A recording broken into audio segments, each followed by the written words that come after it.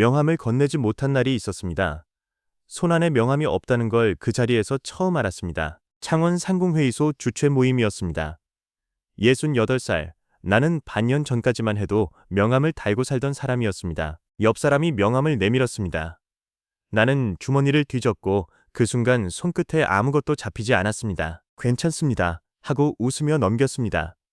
그런데 그날 밤 나는 그 짧은 순간을 오래 떠올렸습니다. 명함 한 장이 없어졌는데 왜 그렇게 마음이 무거웠을까요? 그게 그냥 종이 한 장의 문제가 아니었기 때문입니다. 나는 왜 그 자리에서 그냥 이름만 대면 될 것을 그렇게 못하겠다고 느꼈을까요? 그 물음이 한동안 나를 따라다녔습니다. 공장 문을 닫은 것은 내가 선택한 일이었습니다. 그런데 왜 선택한 사람이 이렇게 잃은 사람처럼 느껴졌을까요? 그리고 비슷한 처지였던 사람이 왜 나보다 훨씬 가볍게 그 시간을 지나갔는지, 그것도 나중에야 비로소 알게 되었습니다. 나는 최재석입니다. 창원에서 봉제 공장을 30년 넘게 운영했습니다. 직원이 많을 때는 40명이 넘었습니다. 공장 이름이 적힌 명함을 처음 만들던 날을 기억합니다. 손바닥 안에 쥔 그 작은 종이가 그렇게 묵직하게 느껴질 수가 없었습니다. 거래처 사람을 만날 때도, 관공서에 볼 일이 있을 때도, 새로 아는 사람을 사귈 때도 나는 늘 명함부터 꺼냈습니다. 그게 나를 소개하는 방식이었습니다. 재석입니다. 가 아니라 재석 봉제 대표 최재석입니다. 가 내 이름이었습니다. 65살에 공장 문을 닫았습니다. 아들이 이어받을 생각이 없었고 나도 무릎이 예전 같지 않아 더 버티기 어려웠습니다. 정리는 생각보다 깔끔했습니다. 직원들에게 퇴직금 챙겨주고 기계 팔고 임대계약 해지하고 2달 만에 다 끝났습니다. 그런데 공장이 없어지고 나서 나는 매일 아침 8시에 눈이 떠졌습니다. 갈 곳이 없는데도 몸은 출근 준비를 하고 있었습니다. 처음 석 달은 바빴습니다. 못 간 여행도 가고 오랫동안 만나지 못했던 친척들도 만났습니다. 나름대로 잘 지내는 줄 알았습니다. 그런데 그 모임이 있던 날 이후로 뭔가 달라졌습니다. 명함을 내밀지 못했던 그 순간이 자꾸 떠올랐습니다. 그 다음 달부터 나는 상공회의소 조찬 모임을 다시 나가기 시작했습니다. 뭔가를 다시 시작해야 한다는 느낌이 들었습니다. 모임에 나가면 사람들이 물었습니다. 요즘 어떻게 지내시냐고. 나는 속으로 뭐라고 대답해야 하나 잠깐 멈칫하곤 했습니다. 쉬고 있습니다. 라고 말하면 그 다음이 없었습니다. 그래서 나는 요즘 새로 뭔가를 알아보고 있다고 답했습니다. 사실은 아무것도 알아보고 있지 않았는데도 나는 스스로에게 그냥 이 시간이 잠깐이면 된다고 말했습니다. 곧 뭔가 다시 시작하면 되니까 라고. 그러면 다시 명함이 생기니까 라고. 그래서 나는 소규모 의류 컨설팅 사업을 검토하기 시작했습니다. 아는 사람 몇 명을 만나 이야기도 했습니다. 명함을 다시 만들 수 있는 이유를 찾고 있었던 겁니다. 여러분도 그런 순간이 있으셨을 겁니다. 무언가를 그만뒀는데 그만둔 게 아닌 것처럼 행동해야 할 것 같은 그런 순간. 창원 시내 작은 사무실을 알아보러 다녔습니다. 월세 30만 원짜리 공간을 보러 가면서 나는 진짜로 다시 시작하려는 건지 나 자신도 몰랐습니다. 모임에 나가면 나는 점점 더 적극적으로 말했습니다. 새 사업 이야기를 먼저 꺼내고 명함을 다시 만들 계획이라는 말도 했습니다. 그런데 집에 돌아오면 이상하게 피곤했습니다. 몸이 아니라 어딘가 다른 곳이 피곤했습니다. 그게 어딘지 그때는 몰랐습니다. 아내가 한 번은 물었습니다. 정말 하고 싶어서 하려는 거냐고.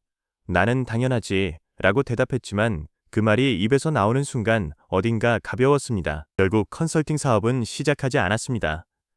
첫 미팅을 2번 미루다가 그냥 흐지부지 됐습니다.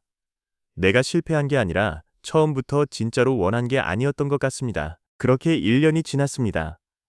나는 여전히 매일 아침 8시에 눈을 떴고 여전히 갈 곳이 없었고 여전히 명함이 없었습니다. 뭔가를 다시 시작해야 한다는 압박이 사라진 게 아니었습니다. 그것은 매달 조금씩 더 무거워졌습니다. 나는 그 무게가 어디서 오는지 몰랐습니다. 그런데 그 무렵 나와 비슷한 처지였던 사람이 있었습니다. 공단 쪽에서 오래 금속 부품 회사를 하다가 나보다 2해 먼저 접은 김상태 씨였습니다. 상태 씨도 처음에는 비슷했다고 했습니다. 모임에 나가면 어색하고 명함이 없으면 손이 빈 것 같고 뭔가를 다시 해야 할 것 같다고. 그런데 상태 씨는 어느 날 그냥 집 근처 마을 도서관에 자원봉사를 신청했습니다. 뭔가를 증명하려는 게 아니었습니다. 그냥 오전에 나갈 때가 필요했다고 했습니다. 그 도서관에서 그는 책 정리를 했습니다. 처음 석 달은 별 감흥이 없었다고 했습니다. 그냥 몸을 움직이는 일이었다고. 그런데 거기서 만난 사람들과 어느 순간부터 자연스럽게 이야기를 하게 됐다고 했습니다. 상대가 먼저 그의 이름을 기억해줬다고. 상태씨, 오늘도 오셨네요. 하고 그 한마디가 생각보다 컸다고 그가 말했습니다. 뭔가를 대표하지 않아도 어떤 직함이 없어도 이름으로 불린다는 게 처음에는 낯설었는데 그게 나쁘지 않더라고. 상태씨는 그 이후로 조찬 모임 같은 데를 거의 나가지 않았습니다. 에너지가 거기서 빠져나간다는 걸 느꼈다고 했습니다. 뭔가를 설명해야 하는 자리가 지쳤던 겁니다. 나는 그 말을 듣고 처음에는 그게 포기처럼 들렸습니다. 그런데 상태 씨 얼굴이 나보다 훨씬 편해 보였습니다. 그게 마음에 걸렸습니다. 그 친구는 이제 이름 3글자만 들어도 아는 사람이 그 동네에 수십 명은 된다고 했습니다.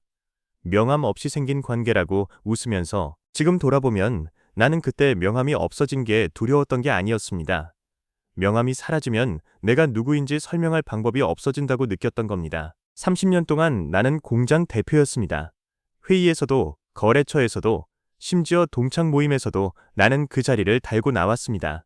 그게 내 앞모습이었습니다. 그런데 은퇴를 하고 나서 그 앞모습이 사라졌습니다. 집에서 나는 그냥 남편이고 아버지였는데 그게 어색하게 느껴졌습니다.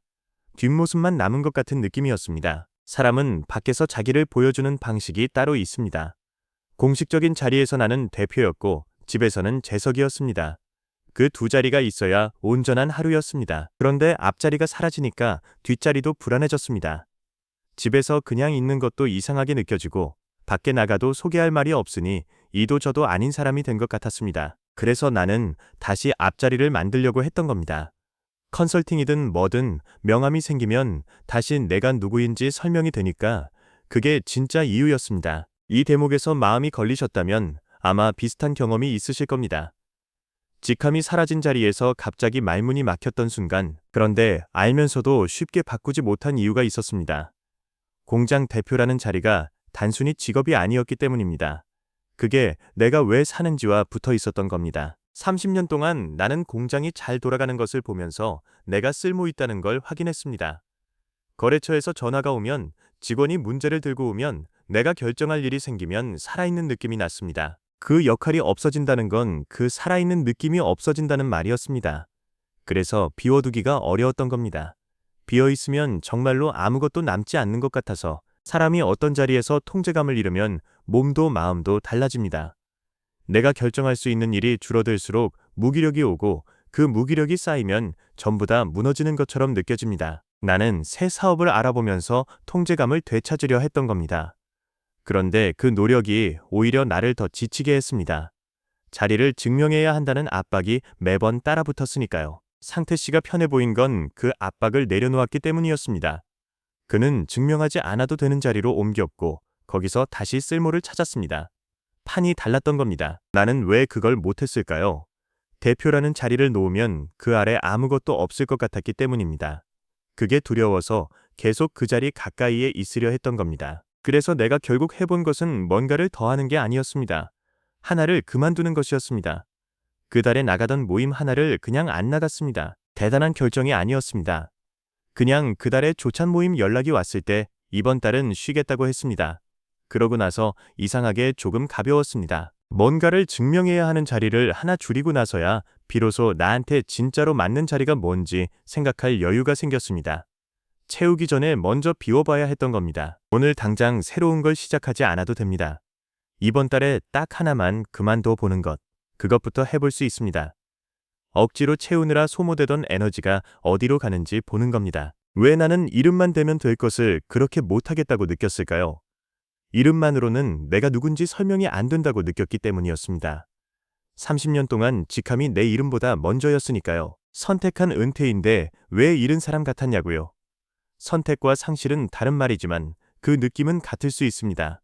내 손으로 내려놨어도 그 자리가 나였다면 잃은 겁니다. 그리고 상태 씨가 나보다 가볍게 지나간 이유, 이제는 압니다. 그는 자리를 바꿨고 나는 자리를 되찾으려 했습니다.